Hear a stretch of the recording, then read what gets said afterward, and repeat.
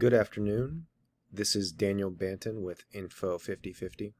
Today we're working on automation assignment number 3, database searching instruction. The scenario today is this. You are collaborating with a high school history teacher to deliver a lesson on the United States in World War II.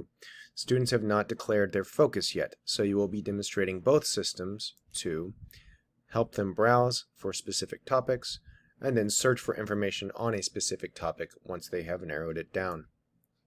So first, let's take a look at our internal catalog. This will be our Follett's Destiny database. So if I look for World War II, and let's just do a keyword search here, I'm going to get about 61 results. Now these are 61 books in the library that we can use for references. Most of them are going to be found in the nonfiction section.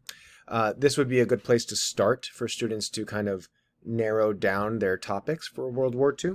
They can look up and see spies here, different weapons, some espionage, some of the causes of World War II, and this might help them generate some ideas for their topic. Additionally, I can go to the Power Search button and narrow it down a little bit more. The question specifically stated that we needed World War II and the United States. So let's go ahead and add that modifier.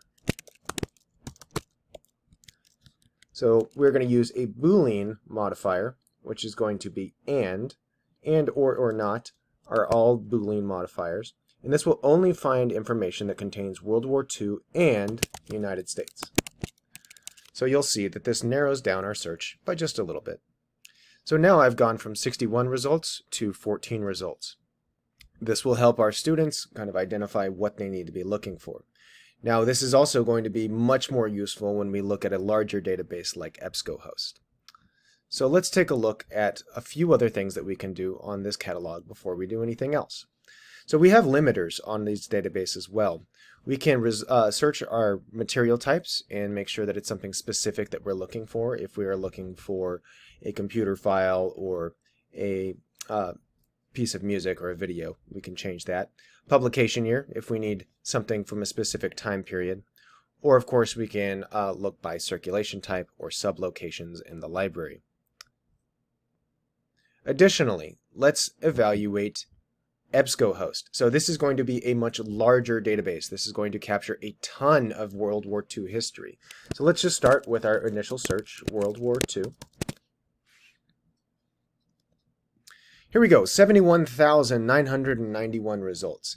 Now that is not going to help us narrow down a specific topic, right? It is too broad, there are too many options, there are too many things. So let's go ahead and explore the Advanced Search tool. By clicking on the Advanced Search tool, I open up a similar modified search with Boolean operators. I'm going to go ahead and allow my Boolean operators and phrases to work within there. I'm going to open it up to related words. I'm going to limit my results to only full text because I don't need anything that is not full text.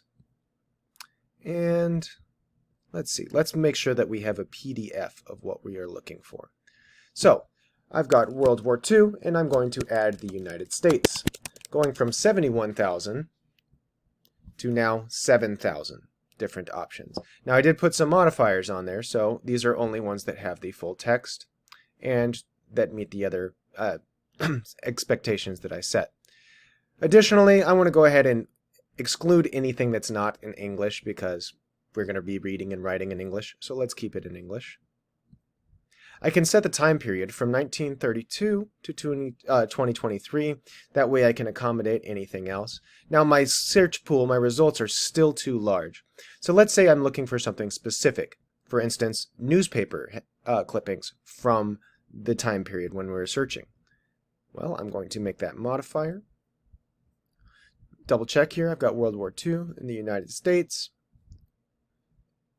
Got these modifiers. This is in my current search. And I've narrowed it down to about 117 different options.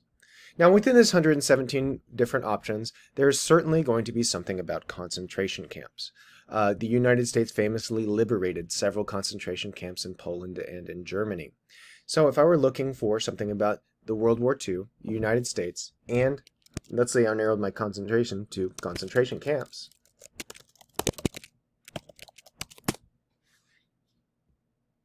I can further reduce the amount of results I get. So now I'm presented with a unique option here. We have two different kinds of concentration camps that occurred during World War II. We have both Japanese internment camps in the United States, and we have Jewish Holocaust camps in Germany and Poland and surrounding European nations. So I'm going to modify my Boolean modifier to say not World War II concentration camps,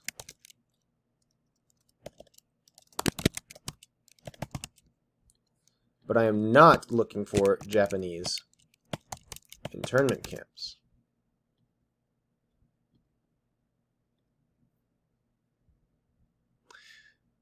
So I have changed my search results slightly.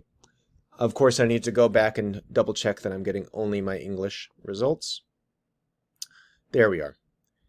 And now I can find some history dating back to 1943 to 1922. We've got academic journals.